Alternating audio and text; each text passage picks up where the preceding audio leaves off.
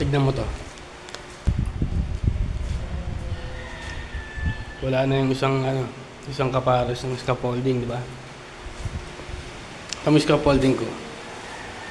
Buo pa yan.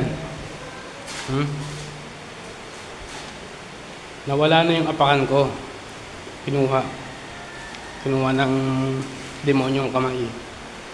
Pero ito, hindi nila makukuha to. Kasi ayan,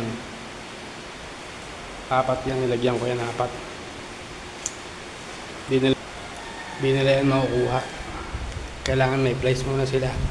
Pag mano-mano, puta na, mahirapan sila dyan. Ginamitan ko ng place yan. Ginamitan ko rin ng kademonyohan 101. Yung kabila, wala na yung isang pares na ganito, yung baka, nawala. So susunod, tatali ko naman dyan yung apakan ko. Pa-placing ko din para mahirapan sila magkuha. Kaya ikaw, pag nakakita ka ng ganito, naka-set up na, huwag mo nang pakikialaman. Kasi pag bumalik dyan yung taong gagawa at wala na yung tungtungan, syempre maghahanap na naman siya ng panibago na tungtungan, di ba? Maghahanap na naman siya o kuha na naman siya sa baba. Maghanap ka rin na sa'yo. Wala kang yaya. Maghanap ka ng tungtungan na sarili. Huwag kang kukuha ng nakaset up na tungtungan ng iba.